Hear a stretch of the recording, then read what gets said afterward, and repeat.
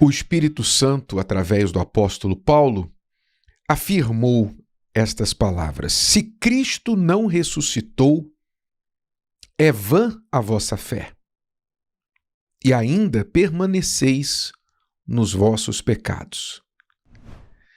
Você sabe que se Jesus não ressuscitou, o cristianismo é apenas mais uma religião qualquer.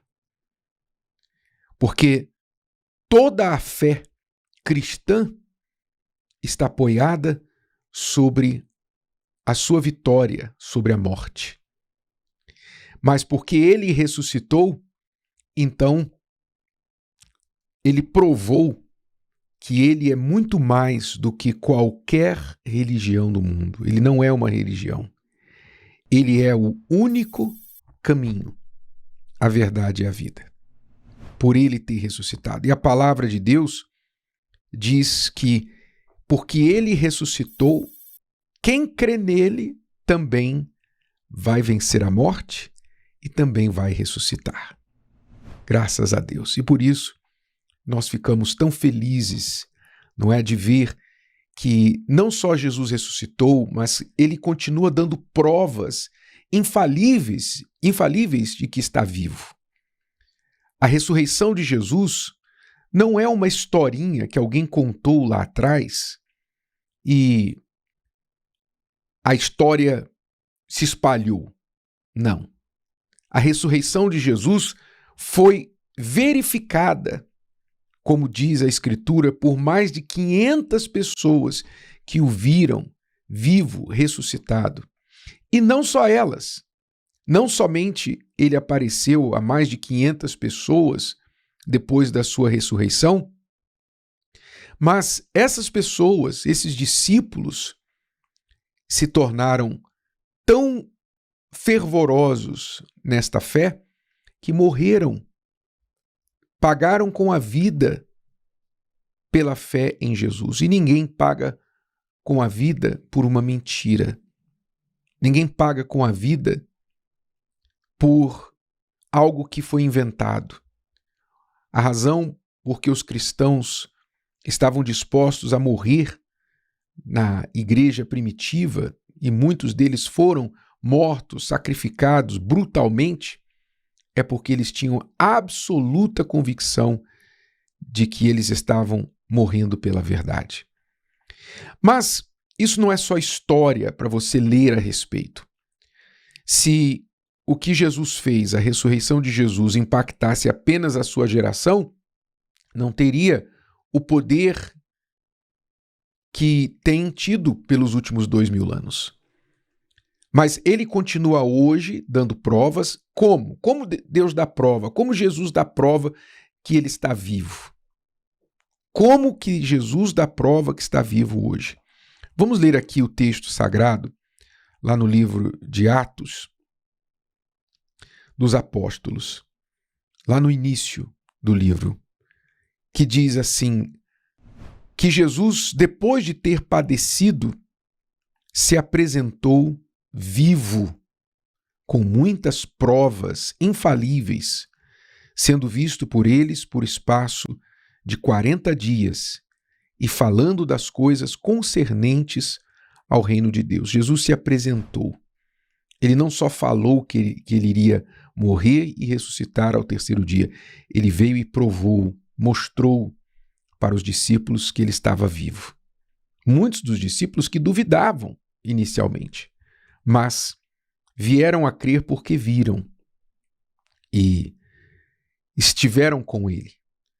Jesus, então, se mostrou vivo, com provas incontestáveis, sem deixar nenhuma dúvida, e permaneceu com eles, falando das coisas concernentes ao reino de Deus. Veja que o assunto daqueles 40 dias depois da ressurreição, que Jesus teve com os discípulos, foi o mesmo assunto que ele falou antes de morrer na cruz.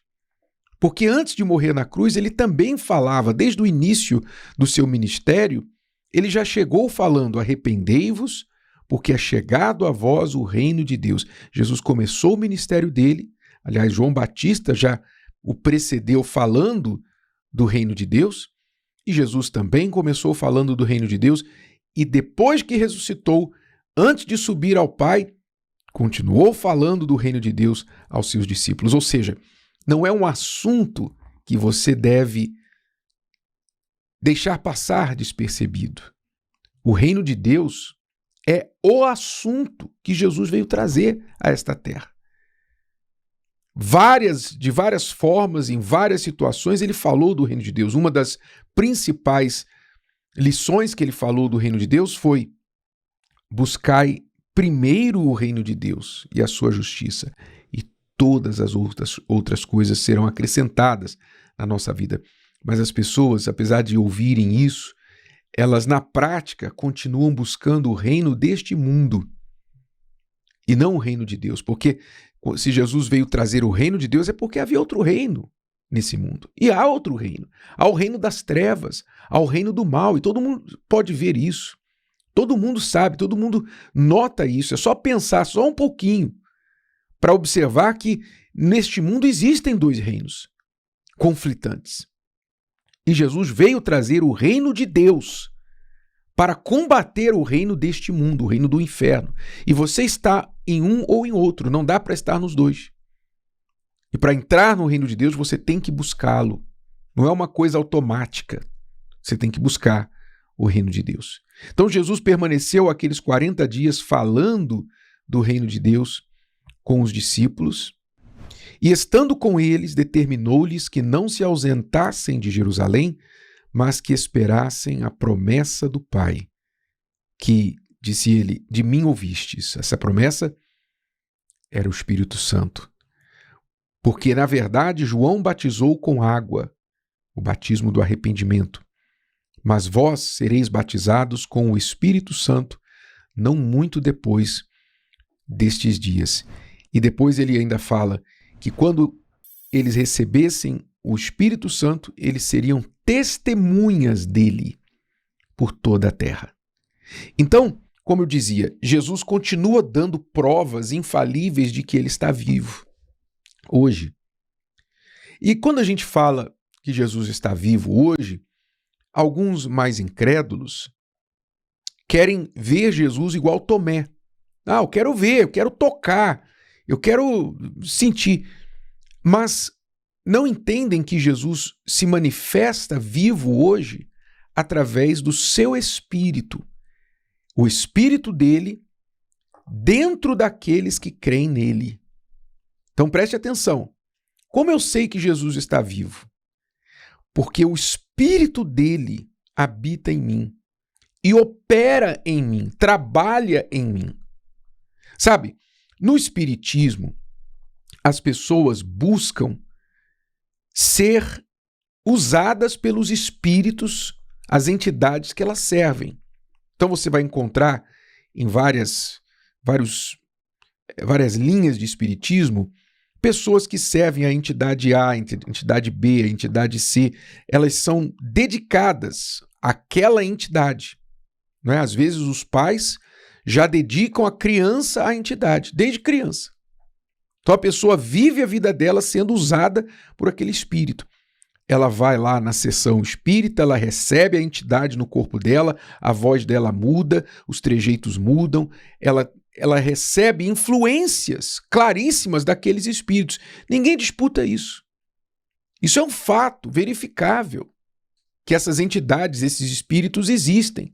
Alguns dizem que são espíritos iluminados, outros que são espíritos caídos, etc. Mas a Bíblia, Jesus, expôs claramente nas Escrituras que esses espíritos são demônios, que enganam as pessoas passando pelo espírito do morto, o espírito A, B, C. Mas são demônios, porque só existe espírito de Deus e espírito do diabo.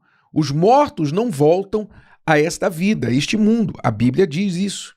Depois da morte vem o juízo.